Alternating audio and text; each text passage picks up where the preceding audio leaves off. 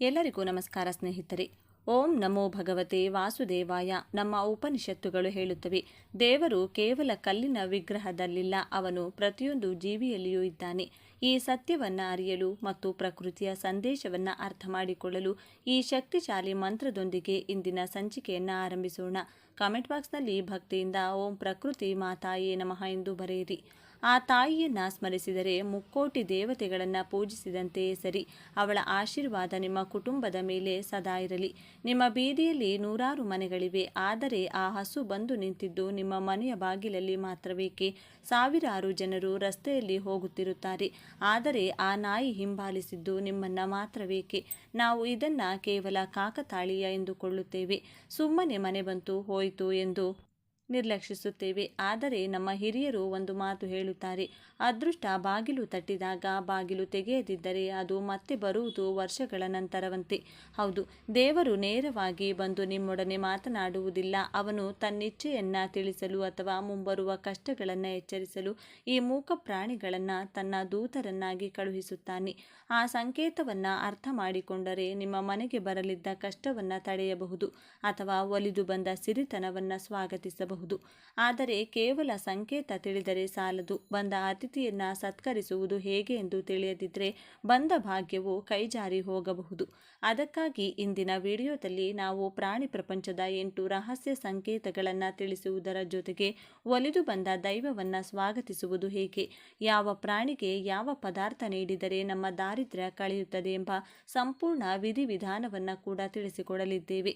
ನಿಮ್ಮ ಅದೃಷ್ಟದ ಬಾಗಿಲು ತೆರೆಯುವ ಕೀಲಿಕೈ ನಿಮ್ಮ ಮನೆಯ ಅಂಗಳಕ್ಕೆ ಬರುವ ಈ 8 ದೈವಿಕ ದೂತರ ಬಳಿ ಇರಬಹುದು. ಆ ರಹಸ್ಯವೇನು, ಅದನ್ನು ತಿಳಿಯಲು ಈ ವಿಡಿಯೋವನ್ನು ಕೊನೆವರೆಗೂ ನೋಡಿ. ಬನ್ನಿ, ಆ 8 ದೈವಿಕ ದೂತರು ಯಾರೆಂದು ನೋಡೋಣ. ಎಲ್ಲರೂ ಭಕ್ತಿಯಿಂದ ಓಂ ನಮಃ ಶಿವಾಯ ಅಂತ ಕಮೆಂಟ್ ಮಾಡಿ. ಅನಿರೀಕ್ಷಿತ ಅತಿಥಿ ಗೋಮಾತೆ. ಮೊದಲನೆಯ ಮತ್ತು ಅತ್ಯಂತ ಪವಿತ್ರವಾದ ಸಂಕೇತ ಗೋಮಾತೆ. ನೀವು ಗಮನಿಸಿರಬಹುದು, ಕೆಲವೊಮ್ಮೆ ನೀವು ಬಾಗಿಲು ತೆಗೆದ ತಕ್ಷಣ ಅಲ್ಲಿ ಯಾರು ಓಡಿದಿದ್ದರೂ ಕೂಡ ಕರೆಯದಿದ್ದರೂ ಒಂದು ಹಸು ಬಂದು ಶಾಂತವಾಗಿ ನಿಂತಿರುತ್ತದೆ. ಇದು ಅತ್ಯಂತ ಶುಭ ಶಕುನ. ಜ್ಯೋತಿಷ್ಯ ಶಾಸ್ತ್ರದ ಪ್ರಕಾರ ಹಸು ಶುಕ್ರ ಗ್ರಹದ ಸಂಕೇತ. ಶುಕ್ರ ಅಂದರೆ ಯಾರು ಐಶ್ವರ್ಯ, ಭೋಗ ಮತ್ತು ಸುಖವನ್ನು ನೀಡುವವನು. ಹಸು ನಿಮ್ಮ ಮನೆಗೆ ಬಂದು ತನ್ನಷ್ಟಕ್ಕೆ ತಾನೇ ಅಂಬಾ ಎಂದು ಕೂಗಿದರೆ ಸಾಕ್ಷಾತ್ ಮಹಾಲಕ್ಷ್ಮಿ ನಿಮ್ಮ ಮನೆಯನ್ನು ಪ್ರವೇಶಿಸಲು ಅನುಮತಿ ಕೇಳುತ್ತಿದ್ದಾಳೆ ಎಂದರ್ಥ. ಅದರಲ್ಲೂ ಕಪಿಲ ವರ್ಣದ ಹಸು ಬಂದರೆ ಅದು ಇನ್ನೂ ಶ್ರೇಷ್ಠ. ಅದು ನಿಮ್ಮ ಮನೆಯ ದಾರಿದ್ರ್ಯವನ್ನು ಹೀರಿಕೊಳ್ಳಲು ಬಂದಿರುತ್ತದೆ. ರಕ್ಷಕ ನಾಯಿ. ಎರಡನೆಯದು ನಾಯಿ. ನಾಯಿ ಕೇವಲ ನಿಯತ್ತಿನ ಪ್ರಾಣಿಯಲ್ಲ, ಅದು ವೇದಗಳ ಕಾಲದಿಂದಲೂ ಯಮನನ ದೂತ ಮತ್ತು ಕಾಲಭೈರವನ ವಾಹನ. ವಿಶೇಷವಾಗಿ ಶನಿ ದೋಷ ಇರುವವರಿಗೆ ನಾಯಿ ಒಂದು ವರದಾನ. ಒಂದು ವೇಳೆ ಪರಿಚಯವಿಲ್ಲದ ನಾಯಿ ನಿಮ್ಮನ್ನ ಹಿಂಬಾಲಿಸಿಕೊಂಡು ಬಂದರೆ ಅಥವಾ ನಿಮ್ಮ ಮನೆಯ ಮುಖ್ಯ ದ್ವಾರದ ಬಳಿ ಬಂದು ಬಾಗಿಲ ಕಡೆ ಮುಖ ಮಾಡಿ ಕುಳಿತರೆ ಇಲ್ಲಿ 2 ಅರ್ಥಗಳಿವೆ. ಒಂದು, ನಿಮ್ಮ ಮನೆಗೆ ಯಾವುದೋ ದುಷ್ಟಶಕ್ತಿ ಅಥವಾ ಕಾಯಿಲೆ ಪ್ರವೇಶಿಸಲು ಪ್ರಯತ್ನಿಸುತ್ತಿದೆ. 2, ಆ ದುಷ್ಟಶಕ್ತಿಯನ್ನು ತಡೆಯಲು ಸಾಕ್ಷಾತ್ ಭೈರವನೇ ನಾಯಿಯ ರೂಪದಲ್ಲಿ ಬಂದು ಕಾವಲು ಕಾಯುತ್ತಿದ್ದಾನೆ. ಅದು ನಿಮ್ಮ ಮನೆಯ ಕಾವಲುಗಾರ.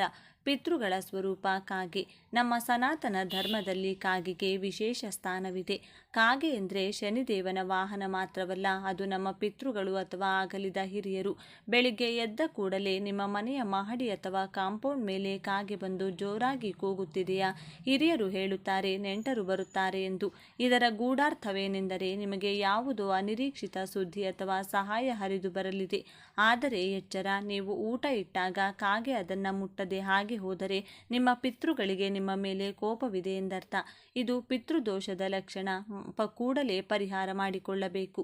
ಭವಿಷ್ಯ ನುಡಿಯುವ ಜೀವ ಹಲ್ಲಿ. ಕರ್ನಾಟಕದಲ್ಲಿ ಗೌಳಿಶಾಸ್ತ್ರ ಅಥವಾ ಹಲ್ಲಿಶಾಸ್ತ್ರ ಬಹಳ ಪ್ರಸಿದ್ಧ.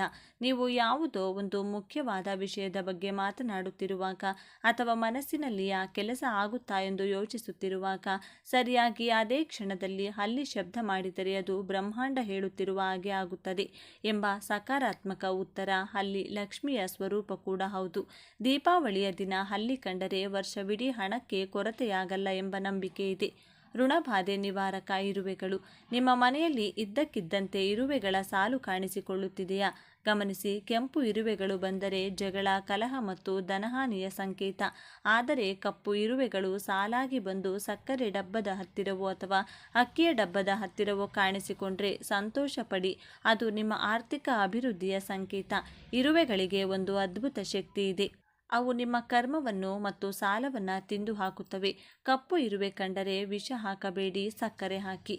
ಶಾಂತಿಯ ಸಂಕೇತ ಪಕ್ಷಿಗಳು, ವಿಶೇಷವಾಗಿ ಗುಬ್ಬಚ್ಚಿ. ನಗರಗಳಲ್ಲಿ ಗುಬ್ಬಚ್ಚಿಗಳು ಕಾಣುವುದೇ ಅಪರೂಪವಾಗಿದೆ. ಅಂಥದರಲ್ಲಿ ನಿಮ್ಮ ಮನೆಯ ಭಾವಚಿತ್ರದ ಹಿಂದೆಯೋ ಬಾಲ್ಕನಿಯಲ್ಲೋ ಗುಬ್ಬಚ್ಚಿ ಗೂಡು ಕಟ್ಟಲು ಪ್ರಯತ್ನಿಸಿದರೆ ದಯವಿಟ್ಟು ಅದನ್ನು ಕಿತ್ತು ಹಾಕಬೇಡಿ. ಶಾಸ್ತ್ರ ಹೇಳುತ್ತದೆ, ಯಾವ ಮನೆಯಲ್ಲಿ ಪಕ್ಷಿ ನಿರ್ಭಯವಾಗಿ ಗೂಡು ಕಟ್ಟುತ್ತದೆಯೋ ಅಲ್ಲಿ ಸಾಕ್ಷಾತ್ ಗೃಹಲಕ್ಷ್ಮಿ ನೆಲೆಸುತ್ತಾಳೆ. ಪಕ್ಷಿಗಳ ಚಿಲಿಪಿಲಿ ಶಬ್ದ ಮನೆಯಲ್ಲಿರುವ ವಾಸ್ತುದೋಷಗಳನ್ನು ಮತ್ತು ನಕಾರಾತ್ಮಕ ತರಂಗಗಳನ್ನು ಹೊಡೆದೋಡಿಸುತ್ತದೆ. ಅದು ವಂಶವೃದ್ಧಿಯ ಸಂಕೇತ. ಆತ್ಮದ ಪರಿವರ್ತನೆ ಚಿಟ್ಟೆ. ನೀವು ಮಾನಸಿಕವಾಗಿ ಕುಗ್ಗಿ ಹೋಗಿದ್ದಾಗ, ಬೇಸರದಲ್ಲಿದ್ದಾಗ ಒಂದು ಬಣ್ಣದ ಚಿಟ್ಟೆ ನಿಮ್ಮ ಮನೆಯೊಳಗೆ ಬಂದರೆ ಅದು ಶ್ರೀಕೃಷ್ಣನ ಲೀಲೆ. ಚಿಟ್ಟೆ ಎಂದರೆ ಪರಿವರ್ತನೆ. ಕಷ್ಟದ ದಿನಗಳು ಕಳೆದು ನೀವು ಒಂದು ಹೊಸ ವ್ಯಕ್ತಿಯಾಗಿ ಬದಲಾಗುತ್ತಿದ್ದೀರಿ. ಸುಂದರವಾದ ದಿನಗಳು ನಿಮ್ಮನ್ನು ಕಾಯುತ್ತಿವೆ ಎಂಬ ಸಂದೇಶವದು. ಕುಲದೇವತೆಯ ಸಂಕೇತ ಹಾವು. ನಗರದಲ್ಲಿ ಹಾವು ಬರುವುದು ಕಷ್ಟ, ಆದರೆ ನಿಮ್ಮ ಕನಸಿನಲ್ಲಿ ಹಾವು ಪದೇ ಪದೇ ಬರುತ್ತಿದೆಯಾ ಅಥವಾ ತೋಟದ ಮನೆಯಲ್ಲಿ ಹಾವು ಕಾಣಿಸಿಕೊಳ್ಳುತ್ತಿದೆಯಾ? ಭಯಪಡಬೇಡಿ. ಹಾವು ಸುಬ್ರಹ್ಮಣ್ಯ ಸ್ವಾಮಿಯ ಮತ್ತು ಕುಂಡಲಿನಿ ಶಕ್ತಿಯ ಸಂಕೇತ. ಹಾವು ಕಂಡರೆ ಅದರರ್ಥ ನಿಮ್ಮ ಕುಲದೇವತೆ ನಿಮ್ಮ ಪೂಜೆಯನ್ನು ಬಯಸುತ್ತಿದ್ದಾಳೆ ಎಂದು, ಅಥವಾ ನಿಮಗೆ ಸಂತಾನ ಭಾಗ್ಯ ಮತ್ತು ಭೂಮಿಯ ಲಾಭ ಸಿಗಲಿದೆ ಎಂದು. ಸ್ನೇಹಿತರೆ, ಈ 8 ಜೀವಿಗಳು ಕೇವಲ ಪ್ರಾಣಿಗಳಲ್ಲ, ಇವು ಶಕುನಗಳು. ಈಗ ಹೇಳಿ, ಲಕ್ಷ್ಮಿ ನಿಮ್ಮ ಮನೆಗೆ ಬಂದಾಗ ನೀವು ಬಾಗಿಲು ಹಾಕಿಕೊಂಡ್ರೆ ನಷ್ಟ ಯಾರಿಗೆ? ಹಸುವಿನ ರೂಪದಲ್ಲಿ ಬಂದ ಲಕ್ಷ್ಮಿಯನ್ನ ಕೋಲಿನಲ್ಲಿ ಹೊಡೆದರೆ, ನಾಯಿಯ ರೂಪದಲ್ಲಿ ಬಂದ ಭೈರವನಿಗೆ ಬಿಸಿ ನೀರು ಎರಚಿದರೆ, ಅಥವಾ ಗೂಡು ಕಟ್ಟಿದ ಹಕ್ಕಿಯ ಮೊಟ್ಟೆ ಒಡೆದರೆ ನಾವು ನಮ್ಮ ಕಾಲ ಮೇಲೆ ನಾವೇ ಕಲ್ಲು ಹಾಕಿಕೊಂಡಂತೆ. ನೆನಪಿಡಿ, ಅತಿಥಿ ದೇವೋಭವ ಎಂಬುದು ಮನುಷ್ಯರಿಗೆ ಮಾತ್ರವಲ್ಲ. ಈ ಮೂಕ ಜೀವಿಗಳನ್ನು ಪ್ರೀತಿಯಿಂದ ಕಂಡರೆ ಪ್ರಕೃತಿಯೇ ನಮಗೆ ಋಣಿಯಾಗಿರುತ್ತದೆ. ನಾನು ಆರಂಭದಲ್ಲಿ ಹೇಳಿದಂತೆ, ಈ ಪ್ರಾಣಿಗಳು ಮನೆಗೆ ಬಂದಾಗ ನಾವು ಏನು ಮಾಡಬೇಕು? ಸುಮ್ಮನೆ ಏನೋ ಒಂದು ತಿಂಡಿ ಎಸೆದರೆ ಸಾಲದು. ದೇವರಿಗೆ ನೈವೇದ್ಯ ಅರ್ಪಿಸುವಾಗ ನಾವು ಎಷ್ಟು ಶ್ರದ್ಧೆ ವಹಿಸುತ್ತೇವೆಯೋ ಅಷ್ಟೇ ಭಕ್ತಿಯಿಂದ ಇವುಗಳಿಗೆ ಆಹಾರ ನೀಡಬೇಕು. ಹಾಗಾದರೆ ಯಾವ ಪ್ರಾಣಿಗೆ ಏನು ನೀಡಬೇಕು? ಇದಕ್ಕೆ ಪರ್ಯಾಯಗಳೇನು? ಇಲ್ಲಿದೆ ಸಂಪೂರ್ಣ ವಿವರ. ಗೋಮಾತೆ. ಐಶ್ವರ್ಯ ವೃದ್ಧಿಗೆ ಗೋಮಾತೆ ಮನೆ ಬಾಗಿಲಿಗೆ ಬಂದರೆ ಅದು ಸಾಕ್ಷಾತ್ ಮಹಾಲಕ್ಷ್ಮಿ. ಏನು ನೀಡಬೇಕು? ಹಸುವಿಗೆ ಅತ್ಯಂತ ಪ್ರಿಯವಾದದ್ದು ಬಾಳೆಹಣ್ಣು ಮತ್ತು ಬೆಲ್ಲ. ಇವೆರಡು ಶುಕ್ರ ಗ್ರಹಕ್ಕೆ ಸಂಬಂಧಿಸಿದ ಪದಾರ್ಥಗಳು. ಶುಕ್ರವಾರದ ದಿನ ಹಸುವಿಗೆ ಬೆಲ್ಲ ಮತ್ತು ಬಾಳೆಹಣ್ಣು ನೀಡಿದರೆ ಸಾಲದ ಬಾಧೆ ಕರಗಿ ಮನೆಯಲ್ಲಿ ಹಣದ ಹರಿವು ಹೆಚ್ಚಾಗುತ್ತದೆ. ಪರ್ಯಾಯವೇನು? ಒಂದು ವೇಳೆ ಮನೆಯಲ್ಲಿ ಬಾಳೆಹಣ್ಣು ಅಥವಾ ಬೆಲ್ಲ ಇಲ್ಲದಿದ್ದರೆ ಹಸಿರು ಹುಲ್ಲು, ಅಗಸೆ ಸೊಪ್ಪು ಅಥವಾ ಪಾಲಕ್ ಸೊಪ್ಪನ್ನು ನೀಡಬಹುದು. ಬುಧವಾರದ ದಿನ ರಾತ್ರಿ ನೆನೆಸಿಟ್ಟ ಹೆಸರು ಕಾಳನ್ನು ಬೆಳಿಗ್ಗೆ ಹಸುವಿಗೆ ತಿನ್ನಿಸಿದರೆ ವ್ಯಾಪಾರದಲ್ಲಿರುವ ತಡೆಗಳು ನಿವಾರಣೆಯಾಗುತ್ತವೆ. ಎಚ್ಚರಿಕೆ: ಬುಧವಾರದ ದಿನ ರಾತ್ರಿ ನೆನೆಸಿಟ್ಟ ಹೆಸರು ಕಾಳನ್ನು ಬೆಳಿಗ್ಗೆ ಹಸುವಿಗೆ ತಿನ್ನಿಸಿದರೆ ವ್ಯಾಪಾರದಲ್ಲಿರುವ ತಡೆಗಳು ನಿವಾರಣೆಯಾಗುತ್ತವೆ. ಎಚ್ಚರಿಕೆ: ಹಳಸಿದ ಅನ್ನವನ್ನಾಗಲಿ ಕೆಟ್ಟೋಗಿರೋ ತರಕಾರಿಗಳನ್ನಾಗಲಿ ದಯವಿಟ್ಟು ಹಸುವಿಗೆ ಹಾಕಬೇಡಿ. ಪ್ಲಾಸ್ಟಿಕ್ ಕವರ್ ಸಮೇತ ಎಸೆಯಬೇಡಿ. ಪ್ರೀತಿಯಿಂದ ನಿಮ್ಮ ಕೈಯಾರೆ ತಿನ್ನಿಸಿ, ನಂತರ ಅದರ ಹಣೆಯನ್ನು ಮುಟ್ಟಿ ನಮಸ್ಕರಿಸಿ. ಹಸುವಿನ ಹಣೆಯಲ್ಲಿ ಸಕಲ ದೇವತೆಗಳಿರುತ್ತಾರೆ. ಶ್ವಾನ, ನಾಯಿ ಶತ್ರು ಬಾಧೆ ನಿವಾರಣೆಗೆ. ನಾಯಿ ಭೈರವನ ಸ್ವರೂಪ. ಶನಿ ಕಾಟ ಇರುವವರು ಇದನ್ನು ಅವಶ್ಯಕವಾಗಿ ಪಾಲಿಸಲೇಬೇಕು. ಏನು ನೀಡಬೇಕು? ಶನಿವಾರದ ದಿನ ಒಂದು ರೊಟ್ಟಿ ಅಥವಾ ಚಪಾತಿಯನ್ನು ಮಾಡಿ ಅದಕ್ಕೆ ಸ್ವಲ್ಪ ಸಾಸಿವೆ ಎಣ್ಣೆ ಸವರಿ ಬೀದಿ ನಾಯಿಗೆ ನೀಡಿ. ಇದು ಶನಿ ಸಾಡೆ ಸಾತಿ ಮತ್ತು ಶತ್ರು ಬಾಧೆಗೆ ರಾಮಬಾಣ. ಪರ್ಯಾಯವೇನು? ಎಣ್ಣೆ ರೊಟ್ಟಿ ಮಾಡಲು ಸಾಧ್ಯವಾಗದಿದ್ದರೆ ಸಿಹಿ ಇಲ್ಲದ ಬಿಸ್ಕತ್ತುಗಳು, ಬ್ರೆಡ್ ಅಥವಾ ಹಾಲನ್ನು ನೀಡಬಹುದು. ಹಾಲು ನೀಡುವಾಗ ಅದಕ್ಕೆ ಚಿಟಿಕೆ ಅರಿಶಿನ ಬೆರೆಸಿ ನೀಡಿದರೆ ಇನ್ನೂ ಒಳ್ಳೆಯದು. ನಾಯಿಗೆ ಎಚ್ಚರಿಕೆ: ನಾಯಿಗೆ ಹೆಚ್ಚು ಖಾರವಾದ ಪದಾರ್ಥಗಳನ್ನು ಹಾಕಬೇಡಿ. ಮನೆಯ ಮುಂದೆ ಮಲಗಿರುವ ನಾಯಿಗೆ ನೀರು ಹಾಕಿ ಓಡಿಸಬೇಡಿ. ಪಕ್ಷಿಗಳು ಗ್ರಹ ದೋಷ ಮತ್ತು ವಾಸ್ತುದೋಷಕ್ಕೆ. ಪಕ್ಷಿಗಳು ಆಕಾಶ ತತ್ವದ ಸಂಕೇತ. ಅವು ಸಂತೃಪ್ತಿಯಾದರೆ ನಿಮ್ಮ ಮನಸ್ಸು ಶಾಂತವಾಗುತ್ತದೆ. ಏನು ನೀಡಬೇಕು? ಅತ್ಯಂತ ಪ್ರಮುಖವಾದದ್ದು ಜಲದಾನ. ನಿಮ್ಮ ಮನೆಯ ಮಹಡಿಯ ಮೇಲೆ ಅಥವಾ ಬಾಲ್ಕನಿಯಲ್ಲಿ ಒಂದು ಮಣ್ಣಿನ ಪಾತ್ರೆಯಲ್ಲಿ ಸದಾ ನೀರು ತುಂಬಿಸಿಡಿ. ಬಾಯಾರಿದ ನಿಮ್ಮ ಮನೆಯ ನೀರು ಕುಡಿದರೆ ನಿಮ್ಮ ಜಾತಕದ ಎಷ್ಟೋ ದೋಷಗಳು ಪರಿಹಾರವಾಗುತ್ತವೆ. ಪರ್ಯಾಯವೇನು? ನೀರಿನ ಜೊತೆಗಿನ ನವಣೆ, ರಾಗಿ, ಗೋಧಿ ಅಥವಾ ಅಕ್ಕಿಯಂಥ ಧಾನ್ಯಗಳನ್ನು ಒಂದು ತಟ್ಟೆಯಲ್ಲಿ ಇಡಬಹುದು. ವಿಶೇಷ ಸೂಚನೆ: ಪಕ್ಷಿಗಳಿಗೆ ಪ್ಲಾಸ್ಟಿಕ್ ಪಾತ್ರೆಯಲ್ಲಿ ನೀರು ಇಡಬೇಡಿ, ಮಣ್ಣಿನ ಪಾತ್ರೆಯೇ ಶ್ರೇಷ್ಠ. ಬೇಸಿಗೆ ಕಾಲದಲ್ಲಿ ಈ ಸೇವೆ ಮಾಡಿದರೆ ಪುಣ್ಯ 100 ಪಟ್ಟು ಹೆಚ್ಚಾಗುತ್ತದೆ. ಇರುವೆಗಳು. ಸಾಲ ಮುಕ್ತಿಗೆ ನಾವು ಇರುವೆಗಳನ್ನು ಕಂಡರೆ ವಿಷ ಹಾಕುತ್ತೇವೆ.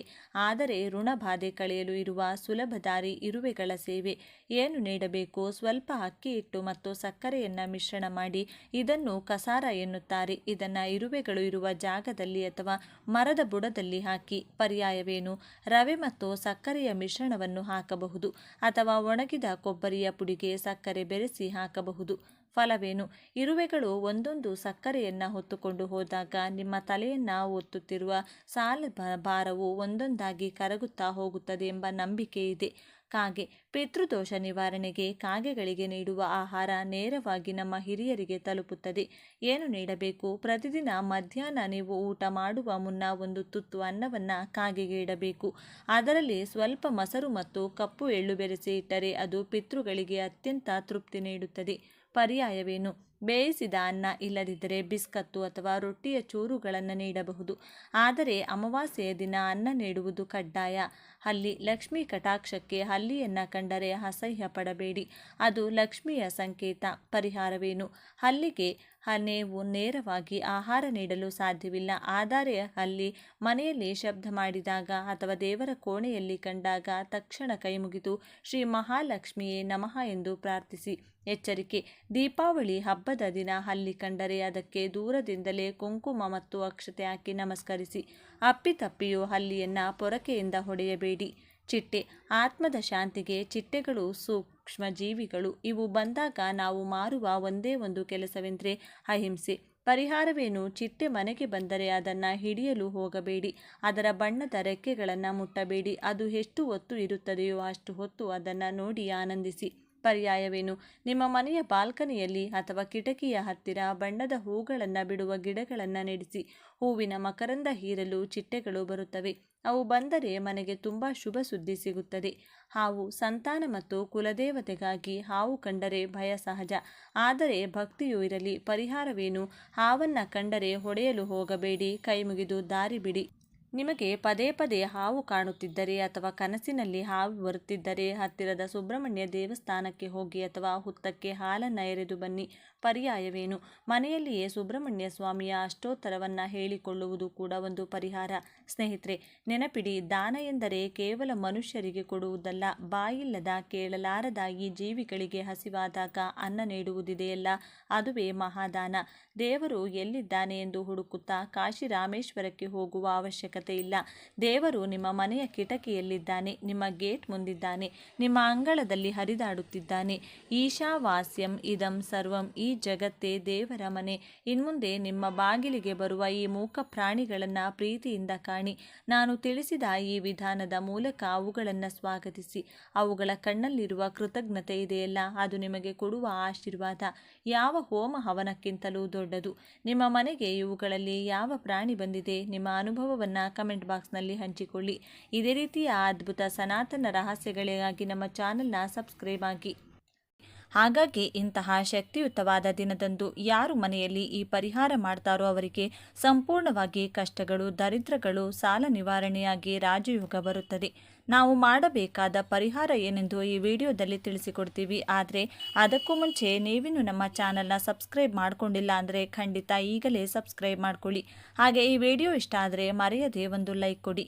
ಎಲ್ಲರೂ ಭಕ್ತಿಯಿಂದ ಓಂ ಶ್ರೀ ಮಹಾಲಕ್ಷ್ಮಿ ನಮಃ ಅಂತ ಕಮೆಂಟ್ ಮಾಡಿ. ಇನ್ನು ಈ ದಿನ ನರ ಅಂದರೆ ಮನುಷ್ಯ ಒಬ್ಬ ಮನುಷ್ಯನ ನೋಟದಿಂದ ಉಂಟಾಗುವ ದೃಷ್ಟಿಯನ್ನು ನರದೃಷ್ಟಿ ಅಥವಾ ಕಣ್ಣು ದೃಷ್ಟಿ ಅಥವಾ ನರದೋಷ ಮುಂತಾದ ಹೆಸರುಗಳಿಂದ ಕರೆಯುತ್ತಾರೆ. ನಮಗೆ ದೃಷ್ಟಿ ಆಗಬೇಕು ಅಂದರೆ ಬೇರೆ ವ್ಯಕ್ತಿಗಳು ನಮಗೆ ಕೆಟ್ಟದಾಗಬೇಕು ಅಂದ್ಕೊಂಡು ನೋಡೋ ಅಗತ್ಯ ಇಲ್ಲ. ಕೆಲವೊಮ್ಮೆ ಅತಿಯಾದ ಪ್ರೀತಿ, ಆಶ್ಚರ್ಯ, ಮೆಚ್ಚುಗೆ ಅಥವಾ ಆಸೆಯಿಂದ ನೋಡಿದರೂ ಕೂಡ ದೃಷ್ಟಿ ತಗುಲುತ್ತದೆ. ಆ ನೋಟವೇ ಒಂದು ನಕಾರಾತ್ಮಕ ಶಕ್ತಿಯಂತೆ ಬದಲಾಗಿ ನಮ್ಮ ಮೇಲೆ ಕೆಟ್ಟ ಪ್ರಭಾವ ತೋರಿಸುತ್ತದೆ. ನಮ್ಮ ಸುತ್ತಲೂ ಯಾವಾಗಲೂ ಒಂದು ಶಕ್ತಿ ಇರುತ್ತದೆ, ಅಂದರೆ ಎನರ್ಜಿ ಸರ್ಕಲ್. ನಾವು ಆರೋಗ್ಯವಾಗಿ, ಸಂತೋಷವಾಗಿ, ಸುಖಕರವಾಗಿರುವಾಗ ಆ ಶಕ್ತಿ ವೃತ್ತ ಬಲವಾಗಿ, ಪ್ರಕಾಶಮಯವಾಗಿ ಕೆಲಸ ಮಾಡುತ್ತದೆ. ಯಾರಾದರೂ ನಮ್ಮನ್ನು ತೀವ್ರವಾದ ಅಸೂಯೆ, ಕೋಪ ಅಥವಾ ಪ್ರಶಂಸೆಯಿಂದ ನೋಡಿದಾಗ ಅವರಿಂದ ಹೊರಬರುವಂತಹ ಶಕ್ತಿ ತರಂಗಗಳು ನಮ್ಮ ಶಕ್ತಿ ವೃತ್ತವನ್ನು ಬಲಹೀನಪಡಿಸುತ್ತವೆ ಅಥವಾ ಅದನ್ನು ಸಂಪೂರ್ಣವಾಗಿ ನಾಶಪಡಿಸುತ್ತವೆ. ಇದರಿಂದ ನಮ್ಮಲ್ಲಿರುವಂಥ ನಕಾರಾತ್ಮಕ ಶಕ್ತಿ ಪ್ರಭಾವ ಹೆಚ್ಚಾಗುತ್ತದೆ. ಸಕಾರಾತ್ಮಕ ಶಕ್ತಿ ಕಡಿಮೆಯಾಗಿ ಇದೇ ದೃಷ್ಟಿ ಮಾಡುವಂತಹ ಕೆಲಸ. ದೃಷ್ಟಿ ಅನ್ನೋದು ಮಕ್ಕಳಿಗೆ ಹೆಚ್ಚಾಗಿ ತಾಕುತ್ತದೆ. ಯಾವುದೇ ನೋವು ಕಷ್ಟ ಇಲ್ಲದೆ ಸಂತೋಷವಾಗಿ ಆಟ ಆಡ್ತಾ ತೊದಲು ಮಾತುಗಳಾಡುವ ಮಕ್ಕಳನ್ನು ಎಲ್ಲರೂ ಕೂಡ ಇಷ್ಟಪಡುತ್ತಾರೆ. ಹಾಗಾಗಿ ಅವರಿಗೆ ದೃಷ್ಟಿ ಬೇಗನೆ ತಾಕುತ್ತದೆ. ಅದೇ ರೀತಿ ಗರ್ಭ ಧರಿಸಿದಂಥ ಮಹಿಳೆಯರು ನೋಡಲು ಕಳೆಕಳೆಯಾಗಿರುತ್ತಾರೆ. ಅವರ ದೇಹ ಸೂಕ್ಷ್ಮವಾಗಿರುವುದರಿಂದ ಅವರಿಗೂ ಕೂಡ ಬೇಗನೆ ದೃಷ್ಟಿಯಾಗುತ್ತದೆ. ಇದಲ್ಲದೆ ಸುಂದರವಾಗಿ ಯುವತಿ ಯುವಕರಾಗಿರಬಹುದು, ವ್ಯಾಪಾರದಲ್ಲಿ ಉದ್ಯೋಗದಲ್ಲಿ ಉನ್ನತ ಸ್ಥಾನದಲ್ಲಿರುವವರಾಗಿರಬಹುದು, ಯಾವುದಾದರೂ ಜನಮೆಚ್ಚುವ ಕೆಲಸ ಮಾಡಿದವರಾಗಿರಬಹುದು, ಸ್ವಂತ ಮನೆ ಇರೋರಾಗಿರಬಹುದು, ಒಡವೆಗಳು ಹಾಕಿಕೊಂಡವರಾಗಿರಬಹುದು, ಬೆಲೆ ಬಾಳುವ ಬಟ್ಟೆ ಧರಿಸಿದವರಾಗಿರಬಹುದು, ಹೊಸ ವಾಹನಗಳು ಇರೋರಾಗಿರಬಹುದು. ಇವರೆಲ್ಲರಿಗೂ ಕೂಡ ಬೇರೆಯವರ ಅಸೂಯೆಯಿಂದ ದೃಷ್ಟಿ ಬೇಗನೆ ತಾಕುತ್ತದೆ. ಇದಲ್ಲದೆ ಗಂಡ ಹೆಂಡತಿ ಸಂತೋಷವಾಗಿ ಇದ್ರಂತೂ ಸಿಕ್ಕಾಪಟ್ಟೆ ದೃಷ್ಟಿಯಾಗುತ್ತದೆ. ದೃಷ್ಟಿಯಾದಾಗ ನಮಗಾಗುವಂಥ ಪರಿಣಾಮಗಳು ಏನಂದರೆ, ಪುಟ್ಟ ಮಕ್ಕಳಿಗಾದರೆ ಯಾವಾಗಲೂ ಕಾರಣ ಇಲ್ಲದೆ ಅಳೋದು, ಹಾಲು ಕುಡಿಯದೇ ಇರೋದು, ತೂಕ ಕಡಿಮೆಯಾಗೋದು, ಯಾವಾಗಲೂ ಕಾಯಿಲೆ ಬರ್ತಾ ಇರೋದು. ಒಂದು ವೇಳೆ ದೊಡ್ಡವರಿಗಾದರೆ ಆಕಸ್ಮಿಕವಾಗಿ ದಣಿವು, ಸೋಂಬೇರಿತನ, ತಲೆನೋವು, ಮೈಕೈ ನೋವು, ಯಾವ ಕೆಲಸದ ಮೇಲೂ ಆಸಕ್ತಿ ಇಲ್ಲದೆ ಇರೋದು, ಕಿರಿಕಿರಿ, ಕೋಪ ಮಾಡೋ ಕೆಲಸಗಳಿಗೆ ವಿಘ್ನ ಬರೋದು, ವ್ಯಾಪಾರದಲ್ಲಿ ಇದ್ದಕ್ಕಿದ್ದಂತೆ ನಷ್ಟ ಬರೋದು, ಇಂಥದ್ದು ನಡೆಯುತ್ತದೆ. ಅದೇ ವಸ್ತುಗಳು ಅಥವಾ ಮನೆಗಾದರೆ ಹೊಸ ವಾಹನ ಆಕ್ಸಿಡೆಂಟ್ಗೆ ಗುರಿಯಾಗುವುದು ಅಥವಾ ರಿಪೇರಿಯಾಗುವುದು. ಇನ್ನು ಮನೆಯಲ್ಲಾದರೆ ಪ್ರಶಾಂತತೆ ಇಲ್ಲದೆ ಇರೋದು, ಕುಟುಂಬಸ್ಥರ ಮಧ್ಯೆ ಗಲಾಟೆಗಳು ಬರೋದು, ಮನೆಯಲ್ಲಿ ಬೆಳೆಸ್ತಾ ಇರುವಂತಹ ಗಿಡಗಳು ಮರಗಳು ಬಾಡೋಗುವುದು ಅಥವಾ ಒಣಗೋಗುವುದು, ಇಂಥದ್ದು ನಡೆಯುತ್ತದೆ. ಈ ರೀತಿ ನಿಮಗೂ ಕೂಡ ದೃಷ್ಟಿದೋಷ ಆಗಿದ್ದರೆ ಈಗ ನಾನು ಹೇಳುವಂತಹ ಈ ಪರಿಹಾರವನ್ನು ಅಮಾವಾಸ್ಯೆ ದಿನ ಮಾಡಿಕೊಂಡ್ರೆ ನಿಮಗಿರೋ ಅಥವಾ ನಿಮ್ಮ ವಾಹನ, ಮನೆ, ಮಕ್ಕಳು ಮುಂತಾದವರಿಗೆ ಇರುವಂಥ ದೃಷ್ಟಿದೋಷ, ನರದೃಷ್ಟಿ, ಕಣ್ಣು ದೃಷ್ಟಿ ಎಲ್ಲ ಹೋಗಿ ನಿಮ್ಮ ಕುಟುಂಬ, ನಿಮ್ಮ ಮನೆ ಚೆನ್ನಾಗಿರುತ್ತದೆ. ಅಮಾವಾಸ್ಯೆ ದಿನ ಗ್ರಹಗಳ ರಾಜನಾದ ಸೂರ್ಯನ ಶಕ್ತಿ, ಪಿತೃದೇವತೆಗಳ ಶಕ್ತಿ ಜೊತೆಗೆ ಅಮಾವಾಸ್ಯೆಯ ತಾಂತ್ರಿಕ ಶಕ್ತಿ ಸೇರಿದ್ದು ಅತಿ ಶಕ್ತಿಯುತವಾದಂತಹ ದಿನವಾಗಿದೆ. ನೀವು ಮಾಡುವಂಥ ಪರಿಹಾರಗಳು ತುಂಬ ಬೇಗನೆ ಫಲ ಕೊಡುತ್ತದೆ. ಮುಖ್ಯವಾಗಿ ಶತ್ರುಗಳಿಂದ ಬರುವಂತಹ ತೊಂದರೆಗಳು, ಅಂದರೆ ನಿಮಗೆ ತಿಳಿದ ಶತ್ರುಗಳಾಗಿರಬಹುದು ಅಥವಾ ತಿಳಿಯದೇ ಇರೋ ಶತ್ರುಗಳಾಗಿರಬಹುದು, ಅವರಿಂದ ಬರುವ ತೊಂದರೆಗಳು ಹೊರಟು ಹೋಗುತ್ತವೆ. ಸಾಲಗಳಿಂದ ಉಂಟಾಗುವಂತಹ ಮಾನಸಿಕ ವೇದನೆ ಅಥವಾ ಆರ್ಥಿಕ ಸಮಸ್ಯೆ ನಿವಾರಿಸಿಕೊಳ್ಳೋಕೆ ಈ ಪರಿಹಾರ ತುಂಬ ಚೆನ್ನಾಗಿ ಕೆಲಸ ಮಾಡುತ್ತದೆ. ಈ ಪರಿಹಾರದಲ್ಲಿ ನಾವು ಬಳಸೋ ಪ್ರತಿ ಪದಾರ್ಥಕ್ಕೂ ಒಂದು ನಿರ್ದಿಷ್ಟವಾದ ಶಕ್ತಿ ಇದೆ. ಈ ಪರಿಹಾರಕ್ಕಾಗಿ ನಾವು ಬಳಸುವಂತಹ ವಸ್ತುಗಳ ಪ್ರಾಮುಖ್ಯತೆ ಏನೆಂದರೆ, ಈ ಪರಿಹಾರಕ್ಕೆ ನಮಗೆ ಮೊದಲು ಬೇಕಾಗಿರುವುದು ಕಪ್ಪು ಬಣ್ಣದ ಬಟ್ಟೆ. ಕಪ್ಪು ಬಣ್ಣ ಶನಿದೇವರ ಸಂಕೇತ. ಶನಿಗ್ರಹ ಕರ್ಮ, ನ್ಯಾಯ ಹಾಗೂ ಕಷ್ಟಗಳಿಗೆ ಅಧಿಪತಿ. ಕಪ್ಪು ಬಣ್ಣ ನಕಾರಾತ್ಮಕ ಶಕ್ತಿಗಳನ್ನು, ದೃಷ್ಟಿಯನ್ನು ಹಾಗೂ ಕೆಟ್ಟದ್ದನ್ನು ತನ್ನೊಳಗೆ ಎಳೆದುಕೊಳ್ಳುವಂತಹ ಗುಣ ಹೊಂದಿದೆ. ಆದ್ದರಿಂದನೇ ಅಮಾವಾಸ್ಯೆ ದಿನ ಕಪ್ಪು ಬಟ್ಟೆ ಹಾಕೋಬಾರ್ದು ಅಂತಾರೆ. ಇನ್ನು ಈ ಪರಿಹಾರಕ್ಕೆ ನಮಗೆ ಬೇಕಾದಂಥ ಎರಡನೇ ಪದಾರ್ಥ ಲವಂಗ. ಇದಕ್ಕೆ ನಮಗೆ 5 ಲವಂಗಗಳು ಬೇಕು. ಲವಂಗಗಳು ನಕಾರಾತ್ಮಕ ಶಕ್ತಿಗಳನ್ನು ನಾಶಪಡಿಸುವ ಶಕ್ತಿ ಹೊಂದಿದೆ. ಇದು ಕಾರ್ಯಸಿದ್ಧಿಗೆ ಹಾಗೂ ನಮ್ಮೊಳಗೆ ಸಕಾರಾತ್ಮಕ ಶಕ್ತಿಯನ್ನು ಹೆಚ್ಚಿಸಲು ಉಪಯೋಗವಾಗುತ್ತದೆ. ಪಂಚಭೂತಗಳಿಗೆ ಸಂಕೇತವಾಗಿ ಈ ಪರಿಹಾರದಲ್ಲಿ ನಾವು 5 ಲವಂಗಗಳನ್ನು ಬಳಸುತ್ತೀವಿ. ಇನ್ನು ಮೂರನೇ ಪದಾರ್ಥ 5 ಕರಿಮೆಣಸು. ಮೆಣಸು ದೃಷ್ಟಿಯನ್ನು, ಶತ್ರುಗಳ ಕೆಟ್ಟ ಆಲೋಚನೆಗಳನ್ನು ನಾಶಪಡಿಸುವ ಶಕ್ತಿ ಹೊಂದಿದೆ. ಇದು ನಮ್ಮ ಸುತ್ತಲೂ ಒಂದು ರಕ್ಷಣಾ ಕವಚದಂತೆ ಕೆಲಸ ಮಾಡುತ್ತದೆ. ಇನ್ನು ಈ ಪರಿಹಾರದಲ್ಲಿ ನಾವು ಬಳಸುವಂತಹ ಕೊನೆಯ ಪದಾರ್ಥ ಕಪ್ಪು ಎಳ್ಳು. ಇದು ಶನಿ ದೇವರಿಗೆ, ಪಿತೃದೇವತೆಗಳಿಗೆ ಅತಿ ಪ್ರಿಯವಾದದ್ದು ಕಪ್ಪು ಎಳ್ಳು. ನಮ್ಮ ಕರ್ಮಫಲವನ್ನು, ಪಿತೃದೋಷಗಳನ್ನು, ದೀರ್ಘಕಾಲದ ಸಮಸ್ಯೆಗಳನ್ನು ನಿವಾರಿಸಲು ಸಹಾಯ ಮಾಡುತ್ತದೆ. ಸಾಲಬಾಧೆ ಕೂಡ ಒಂದು ರೀತಿಯಾದ ಕರ್ಮಫಲವೇ. ಸೂರ್ಯ ಮುಳುಗಿದ ಮೇಲೆ ಈ ಪರಿಹಾರ ಮಾಡಬೇಕು. ಇದಕ್ಕಾಗಿ ನೀವು ಮೊದಲು ಕೈಕಾಲು ತೊಳೆದುಕೊಂಡು ಒಂದು ಪ್ರಶಾಂತವಾದ ಹಾಗೂ ಯಾರೂ ಇಲ್ಲದೆ ಇರುವಂಥ ಜಾಗದಲ್ಲಿ ಕುಳಿತುಕೊಂಡು ನಿಮ್ಮ ಮುಂದೆ ಒಂದು ಕಪ್ಪು ಬಟ್ಟೆಯನ್ನು ಹರಡಿ ಮೊದಲು ಅದರಲ್ಲಿ ಒಂದು ಹಿಡಿ ಕಲ್ಲುಪ್ಪು, ಎಳ್ಳು ಹಾಕಿ, ಕಪ್ಪು ಎಳ್ಳು ಹಾಕಿ, ಅದರ ಮೇಲೆ 5 ಚೆನ್ನಾಗಿ ಹೂವಿರುವಂಥ ಲವಂಗಗಳಿಟ್ಟು, ಅದರ ಮೇಲೆ 5 ಚೆನ್ನಾಗಿರುವಂಥ ಕಾಳು ಮೆಣಸು ಹಾಕಿ 1 ನಿಮಿಷ ಕಣ್ಣು ಮುಚ್ಚಿಕೊಂಡು ನಿಮ್ಮ ಇಷ್ಟ ದೇವರು, ಕುಲದೇವರು ಹಾಗೂ ಪಿತೃದೇವತೆಗಳನ್ನು ಮನಸ್ಫೂರ್ತಿಯಾಗಿ ಪ್ರಾರ್ಥಿಸಿ. ನಿಮ್ಮ ಸಮಸ್ಯೆಯನ್ನು ಸ್ಪಷ್ಟವಾಗಿ ಹೇಳಿಕೊಳ್ಳಬೇಕು. ಅಂದರೆ ಆರ್ಥಿಕ ಸಮಸ್ಯೆ ಆಗಿರಬಹುದು, ಅನಾರೋಗ್ಯ ಸಮಸ್ಯೆ ಆಗಿರಬಹುದು, ದೃಷ್ಟಿದೋಷ, ಹೀಗೆ ಯಾವ ಸಮಸ್ಯೆ ಇದ್ರೂ ಆ ಸಮಸ್ಯೆಯನ್ನು ಹೇಳಿಕೊಂಡು, ದೇವರೇ, ನನ್ನ ಮಾನಸಿಕ ಭಾರ ಹಾಗೂ ನನ್ನ ಎಲ್ಲ ಸಮಸ್ಯೆಗಳನ್ನು ಈ ಪದಾರ್ಥಗಳಲ್ಲಿ ಆವಾಹನೆ ಮಾಡ್ತಾ ಇದ್ದೀನಿ. ಈ ಸಮಸ್ಯೆಗಳೆಲ್ಲವೂ ಈ ಮೂಟೆಯ ಜೊತೆಗೆ ನನ್ನ ಜೀವನದಿಂದ ತೊಲಗಿ ಹೋಗಬೇಕು ಎಂದು ದೃಢ ನಂಬಿಕೆಯಿಂದ ನಿಮ್ಮ ಸಂಕಲ್ಪ ಹೇಳಿಕೊಂಡು ಆ ಬಟ್ಟೆಯನ್ನು ಗಂಟು ಕಟ್ಟಬೇಕು. ಆ ನಂತರ ಆ ಮೂಟೆಯನ್ನು ನಿಮ್ಮ ಬಲಗೈನಲ್ಲಿ ಹಿಡಿದುಕೊಂಡು ನಿಮ್ಮ ತಲೆ ಸುತ್ತಲೂ 7 ಸಲ ಸುತ್ತಿಕೊಳ್ಳಬೇಕು. ಪ್ರತಿ ಸಲ ಒಂದೊಂದು ಸುತ್ತುವಾಗಲೂ ನನ್ನ ಸಮಸ್ಯೆಗಳೆಲ್ಲವೂ ನನ್ನಿಂದ ದೂರ ಆಗ್ತಿದೆ ಎಂದು ದೃಢವಾಗಿ ನಿಮ್ಮ ಮನಸ್ಸಿನಲ್ಲೇ ಅಂದುಕೊಳ್ಳಬೇಕು. 7 ಸಲ ಸುತ್ತಿದ ತಕ್ಷಣ ಆ ಮೂಟೆಯನ್ನು ತೆಗೆದುಕೊಂಡು ಮನೆಯಿಂದ ಹೊರಗಡೆ ಹೋಗಿ, ಯಾರೂ ಇಲ್ಲದೆ ಇರುವಂಥ ನಿರ್ಜನ ಪ್ರದೇಶದಲ್ಲಾಗಿರಬಹುದು, ಅಥವಾ ಮುಳ್ಳಿನ ಗಿಡದ ಕೆಳಗಡೆ ಆಗಿರಬಹುದು, ಅಥವಾ ಹರಿಯೋ ನೀರಾಗಿರಬಹುದು. ಈ 3 ಪ್ರದೇಶಗಳಲ್ಲಿ ಯಾವುದೋ ಒಂದು ಜಾಗದಲ್ಲಿ ಆ ಮೂಟೆಯನ್ನು ಎಸೆದು ಹಿಂದಿರುಗಿ ನೋಡದೆ ಮನೆಗೆ ಬಂದು ಬಿಡಿ. ನೀವು ಹಿಂದೆ ತಿರುಗಿ ನೋಡಿದರೆ ನೀವು ಬಿಸಾಕಿದಂತಹ ಸಮಸ್ಯೆಗಳಿಗೆ ದುಪ್ಪಟ್ಟು ಸಮಸ್ಯೆಗಳನ್ನು ನಿಮ್ಮ ಜೊತೆಗೆ ನಿಮ್ಮ ಮನೆಗೆ ತಂದುಕೊಂಡಂತಾಗುತ್ತದೆ. ನೀವು ಈ ಪರಿಹಾರ ಮಾಡೋಕೆ ಶುರು ಮಾಡಿದಾಗಿನಿಂದ ಪರಿಹಾರ ಮುಗಿಸಿ ಮನೆಗೆ ಬರೋವರೆಗೂ ಯಾರ ಜೊತೆಯೂ ಕೂಡ ಮಾತಾಡಬಾರದು. ಮನೆಗೆ ಬಂದ ಮೇಲೆ ಕೈಕಾಲು ಮುಖ ತೊಳೆದುಕೊಂಡು ನಿಮ್ಮ ದೇವರ ಮನೆಯಲ್ಲಿ ದೀಪ ಹಚ್ಚಿ ನಿಮ್ಮ ಇಷ್ಟ ದೇವರನ್ನು ಪೂಜಿಸಿ. ಎಲ್ಲ ಒಳ್ಳೆಯದಾಗುತ್ತದೆ ಅಂತ ನಂಬಬೇಕು. ಈ ಪರಿಹಾರ ನೀವು ಮಾಡೋದ್ರಿಂದ ನಿಮ್ಮ ಮೇಲಿರುವಂಥ ನಕಾರಾತ್ಮಕ ಶಕ್ತಿಗಳ ಪ್ರಭಾವ, ದೃಷ್ಟಿದೋಷ, ಶತ್ರುಪೀಡೆ ಎಲ್ಲವೂ ಕೂಡ ಕಡಿಮೆಯಾಗುತ್ತದೆ. ನಿಮ್ಮ ಪ್ರಯತ್ನಗಳಿಗೆ ಅಡ್ಡ ಬರುತ್ತಿರುವಂತಹ ಕೆಟ್ಟ ಶಕ್ತಿಗಳು ನಾಶವಾಗುತ್ತದೆ. ನಿಮ್ಮ ಕೆಲಸಗಳಲ್ಲಿ ಗೆಲುವು ಸಿಗುತ್ತದೆ. ಈ ಪರಿಹಾರ ಮಾಡುವಾಗ ನಿಮ್ಮ ಮನಸ್ಸು ಪ್ರಶಾಂತವಾಗಿರಬೇಕು. ಹಾಗೆ ಪೂರ್ತಿ ನಂಬಿಕೆ ಇಟ್ಟು ಮಾಡಬೇಕು. ನೀವು ಯಾವ ಪರಿಹಾರ ಮಾಡಿದರೂ ಕೂಡ ಎಲ್ಲರ ಜೊತೆ ಡಿಸ್ಕಷನ್ ಮಾಡಿಕೊಂಡು ಕೂತ್ಕೊಂಡು ಮಾಡಬಾರದು. ಗುಪ್ತವಾಗಿ ಮಾಡಿದಾಗ ಮಾತ್ರನೇ ಫಲ ಹೆಚ್ಚಾಗಿ ಸಂಪೂರ್ಣವಾಗಿ ಸಿಗುತ್ತದೆ. ಈ ದಿನ ಅಮಾವಾಸ್ಯೆ ಆಗಿರೋದ್ರಿಂದ ಮಾಂಸಾಹಾರ ತಿನ್ನಬಾರದು. ಅದರಲ್ಲೂ ಮುಖ್ಯವಾಗಿ ಈ ಪರಿಹಾರ ಮಾಡೋರಂತೂ ಮಾಂಸಾಹಾರ ಮುಟ್ಟಲೂಬಾರದು. ಈ ವಿಡಿಯೋ ಇಷ್ಟ ಆದರೆ ಲೈಕ್ ಮಾಡಿ, ಶೇರ್ ಮಾಡಿ. ಇಂಥ ಹೆಚ್ಚಿನ ಉತ್ತಮ ಮಾಹಿತಿಗಳಿಗಾಗಿ ತಪ್ಪದೇ ನಮ್ಮ ಚಾನೆಲ್ನ ಸಬ್ಸ್ಕ್ರೈಬ್ ಮಾಡಿಕೊಳ್ಳಿ. ಮತ್ತೊಂದು ವಿಡಿಯೋದೊಂದಿಗೆ ಪುನಃ ಭೇಟಿಯಾಗೋಣ. ಧನ್ಯವಾದಗಳು.